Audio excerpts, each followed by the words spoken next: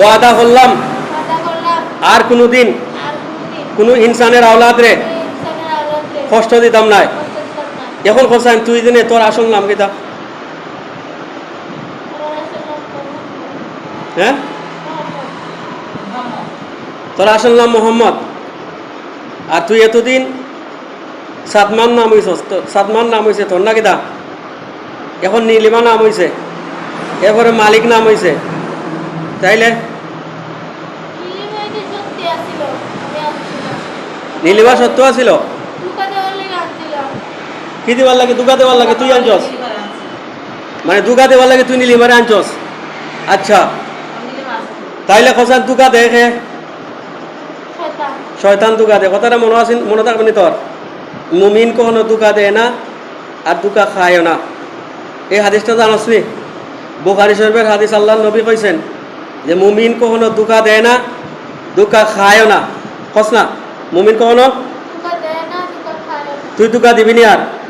আজকে থেকে তুই একজন প্রকৃত ইমানদার হইছস, মুমিন হইছস, ঠিক আছে নি? আজকে থেকে একজন প্রকৃত ইমানদার হইছস নাকি দা? আজ থেকে তুই দুগা দিবি না কখনো। আর যদি দুগা দেস, গজব তোর উপরে অটোমেটিক আইবে, কারণ এটা তুই এখন ওয়াদা করছস, ঠিক আছে নি? তোর উপরে অটোমেটিক গজব আইব। এখন তুই শক্তি বাড়ে না, এর ভিতর থেকে বাড়াইবার নাকি দা?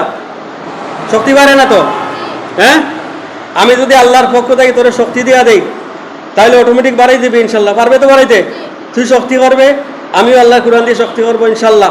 তুই তার শরীর থেকে চিরদিনের জন্য বাইরে যাইবে, আর তার পরিবারের মধ্যে আর কখনো কিতা করবে না, কষ্ট দিবে না।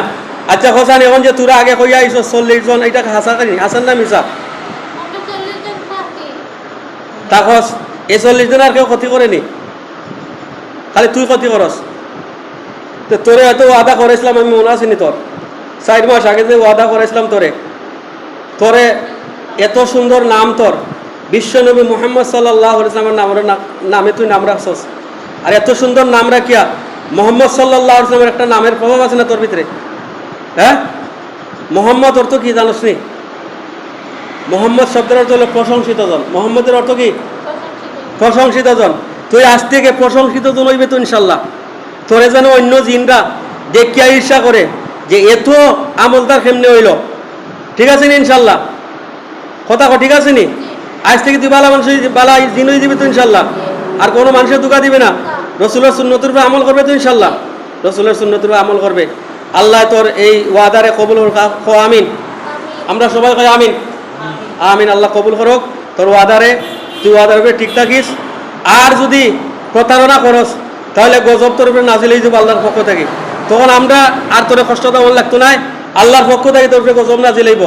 এই কথাটা আবার ক যে যদি আমি হুজুরের প্রতারণা দিয়ে থাকি, যদি আমি হুজুরকে প্রতারণা দিয়ে থাকি, প্রতারণা করে থাকি, আমার উপরে আল্লাহর পক্ষ থেকে গজব নাজিল হবে। আল্লাহ কবুল করেন, আল্লাহুম্মা আমিন।